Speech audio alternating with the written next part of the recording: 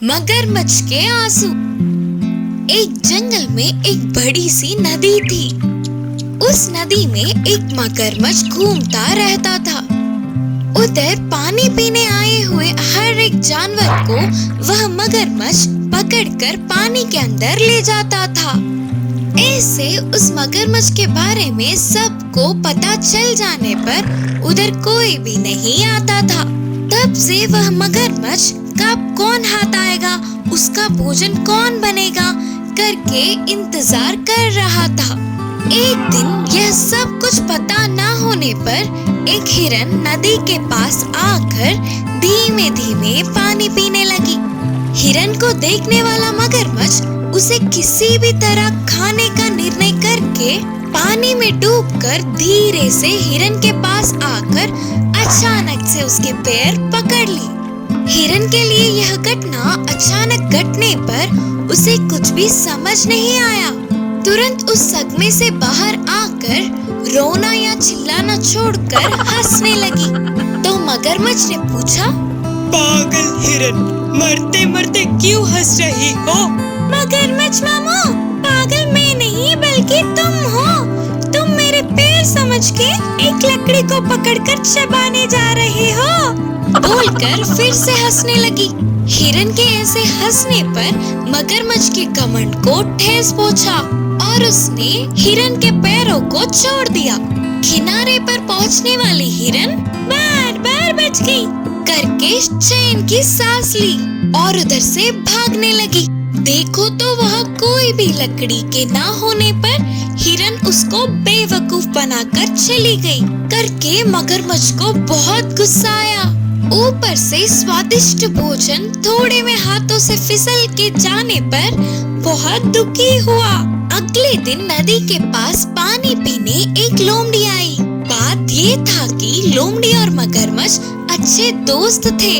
मगरमच्छ को ऐसे दुखी देखकर लोमड़ी ने पूछा, क्या हुआ दोस्त, दुखी लग रहे हो, हुआ क्या है? हिरन ने उसे बेवकूफ बनाकर कैसे बच के निकल गई करके पूरी बात बताकर मगरमच्छ ने आंसू बहाए। अरे नहीं, ऐसा हुआ क्या? तब तो दुख होगा ना, लेकिन तुम ये भूल गए कि मैं हूँ तुम्हारा दोस्त। अभी जाकर उस हिरन को बातों में फंसाकर इधर ले आऊंगा, बोला लोमड़ी।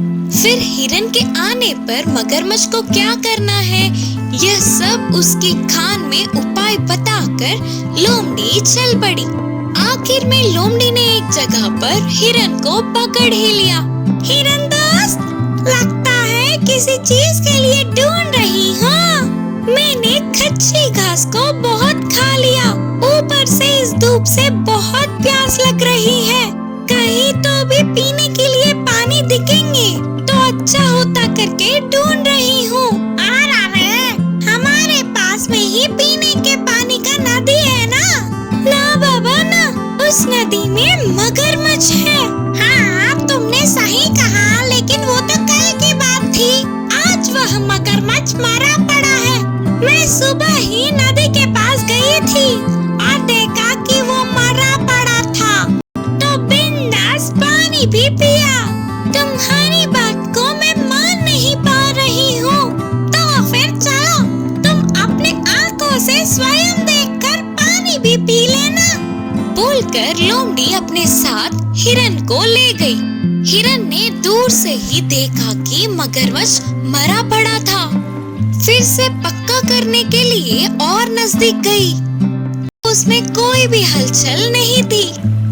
फिर भी हिरन को शक था, तो अपनी बुद्धि से बोली, अगर मगरमच्छ सच में मर गया तो उसके मुंह से उफ उफ के आवाजें आते हैं ना। हिरन को मनवाने के लिए मगरमच्छ उफ उफ उफ करने लगा।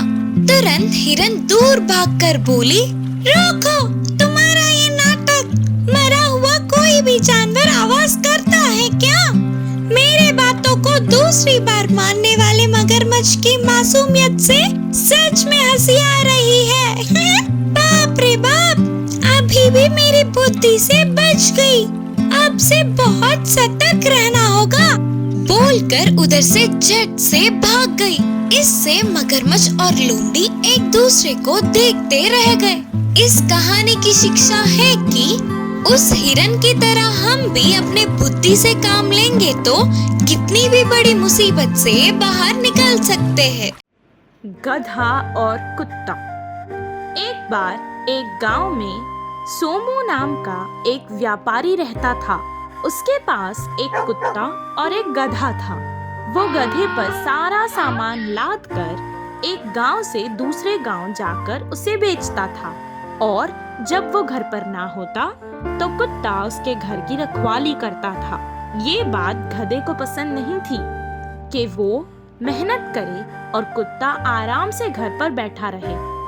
कुत्ते को भी गधे से नफरत थी, क्योंकि उसको लगता था कि उसका मालिक सिर्फ उसका ही ख्याल रखता है और उसी को ताजे ताजे खाने देता है। एक दिन उसे गांव जाने के लिए जंगल से गुजरकर जाना था, इसीलिए उसने कुत्ते को भी अपनी हिफाजत के लिए साथ ले गया। वो दोनों सारे रास्ते में कुछ बात नहीं कर रहे थे। दोनों हमेशा से एक साथ रहते थे, पर फिर भी अजनबी जैसे ही थे। सोमू रास्ते में एक गांव में रुककर कुछ और सामान खरीदकर अपने गधे पर लाद कर ले जाने लगा। कुछ देर बाद थक कर सोमू एक पेड़ के नीचे आराम करने बैठ गया। थका हुआ सोमू कुत्ते के साथ होने के कारण बेफिक्री से सो गया। कुत्ता भी वहीं उसके पास बैठ गया। उन दोनों को अब बहुत भूख लग रही थी, पर मालिक सोया हुआ था देखकर वो चुप रहे। गधा उसके पैरों के पास की घास खाने लगा। कुत्ता ने भी बहुत देर ढूंढा, पर उसे कुछ खाने को नहीं मिला। वो गधे के पास आया और कहने लगा, कितने अच्छे से तुम घास खा रहे हो, मुझे तो खाने के लिए कुछ मिल ही नहीं रहा है। भूख से मेरी हालत खराब होती जा रही है।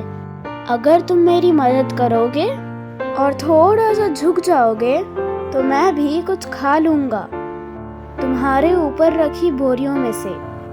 नहीं, मैं तुम्हारी कोई मदद नहीं कर सकता।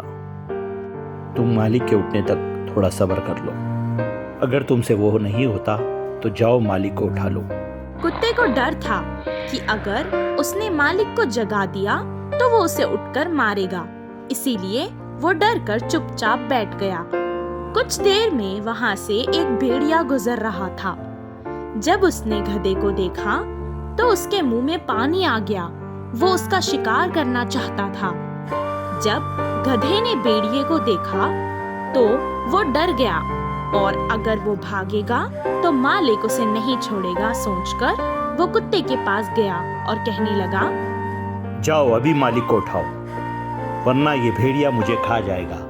कुत्ता गधे पर बहुत गुस्सा था, इसीलिए उसने गुस्से में कहा, भेड़िया आए या शेर, मुझे उससे क्या, मैं तो मालिक को नहीं उठाने वाला, चाहे जो हो जाए। गधे को अपनी गलती का एहसास हो गया और उसे क्षमा मांग ली, और वो जमीन पर बैठ गया।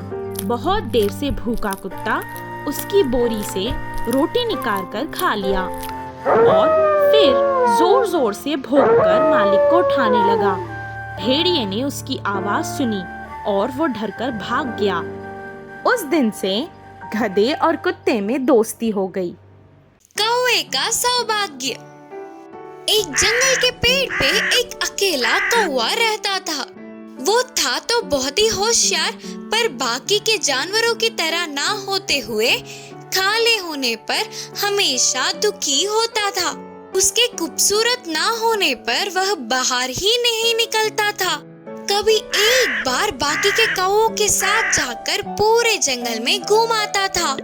एक दिन जंगल के तालाब में आराम से तैरती हुई हंस को देख उसके पास जाकर बोला, अरे वाह, कितनी गोरी और खूबसूरत हो।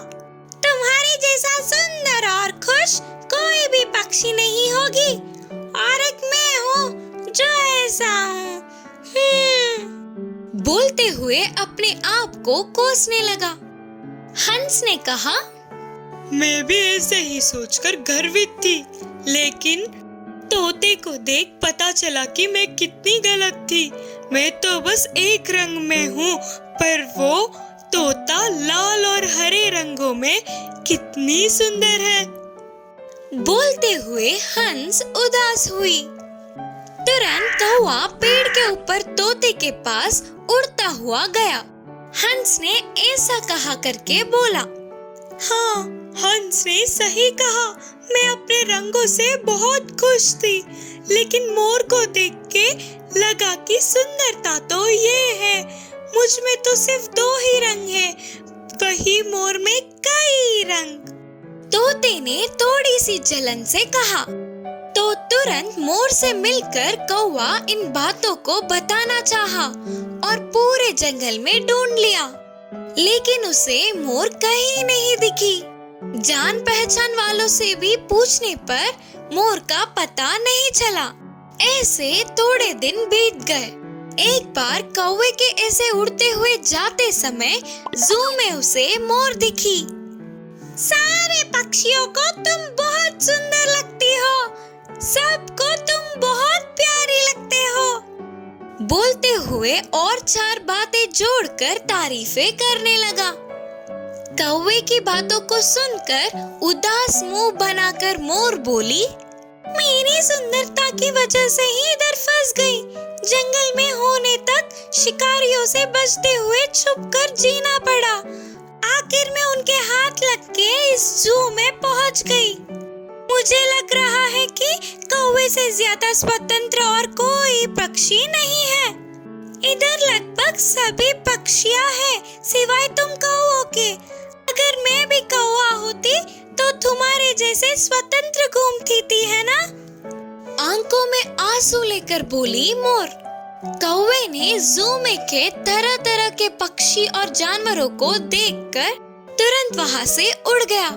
तब से कौवे ने दूसरे पक्षियों से तुलना करना छोड़कर आराम से जीने लगा। इस कहानी की शिक्षा है कि हमें हमेशा किसी से भी तुलना किए बिना खुशी से जीना चाहिए। जंगल का राजा बना बंदर। एक जंगल में तरह तरह के पशु पक्षियां रहते थे। वे सभी मिलजुल कर रहते थे। कुछ छोटी सी भी जरूरत पड़े तो एक दूसरे की मदद करते थे। उनका बहुत समय से ही राजा नहीं था। उन सभी ने सोचा कि उनका एक नायक होता तो अच्छा होता। ऐसे सभी पशु पक्षियां नायक को चुनने के लिए इकट्ठा हुए और किसको राजा के रूप में नियुक्त करे करके चर्चे चल रहे थे। सभी ने अपने विचार व्यक्त किया। हिरन ने कहा, हम सभी अपने अपने कला का प्रदर्शन करेंगे और जो भी सबको अच्छा लगता है वही राजा बनेगा। बोली हिरन। जैसे हिरन ने कहा वैसे करेंगे तो ठीक रहेगा, बोली पक्षी। इसके लिए सबके मानने पर मुकाबला शुरू हुआ। ऐसे कई पशु पक्षियों ने अपनी कला का प्रदर्शन किया। आखिर में एक बंदर आगे आकर अपने विचित्र विचित्र कला से नाचने लगा। ये देख सभी हंस पड़े। बंदर के कारनामों से प्रसन्न होने वाले पशु पक्षियों ने उसे अपने राजा के रूप में चुना। लेकिन ये सब लोमड़ी को अच्छा नहीं लगा। लोमड़ी ने सोचा, राजा के कुछ लक्षण होते हैं, बुद्धि और बल में सबसे आगे होना चाहिए, और यहाँ देखो, एक बंदर राजा बना है।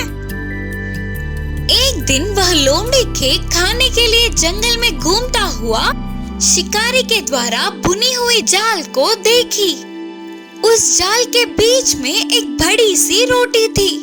बहुत भूखे होने के बावजूद वह लोमड़ी उस खाने के पास ना जाते हुए जल्दी जल्दी बंदर राजा के पास भागती हुई गई और बोली, राजा, आपका ये सेवक आपको एक तोहफा देना चाहता है।